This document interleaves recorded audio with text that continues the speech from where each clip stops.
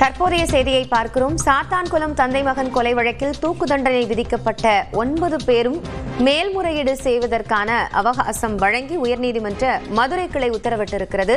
கூடுதல் விவரங்களோடு செய்தியாளர் கருணாகரன் இணைகிறார். அவரிடம் பேசலாம். கருணாகரன், இந்த உத்தரவினுடைய விவரம் என்ன? காயத்ரி, அதாவது அந்த தூத்துக்குடி மாவட்டம் சாத்தான்குளத்தை சேர்ந்த தந்தை மகன் ஜெயராஜ் பென்னிக்ஸ் கடந்த 2020ஆம் ஆண்டு ஜூன் 19ஆம் தேதி காவல் நிலைய விசாரணைக்கு அழைத்து செல்லப்பட்ட போது இரவு முழுவதும் தாக்கி உயிரிழந்தனர்.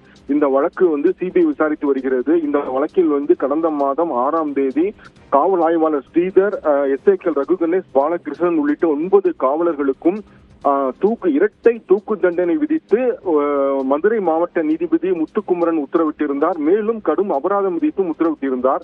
இந்த சூழலில் விசாரணை நீதிமன்றங்கள், மாவட்ட நீதிமன்றத்தில் உள்ள விசாரணை நீதிமன்றங்கள் குற்றவாளிகளுக்கு தூக்கு தண்டனை அறிவித்தால் அதை உறுதிப்படுத்த வேண்டும். எனவே அதன் அடிப்படையில் உயர்நீதிமன்ற மதுரை கிளையில் இன்று சிபிஐ மற்றும் அரசு தரப்பில் அந்த தூக்கு தண்டனை உறுதிப்படுத்த கோரி மனுக்கள் தாக்கல் செய்யப்பட்டது.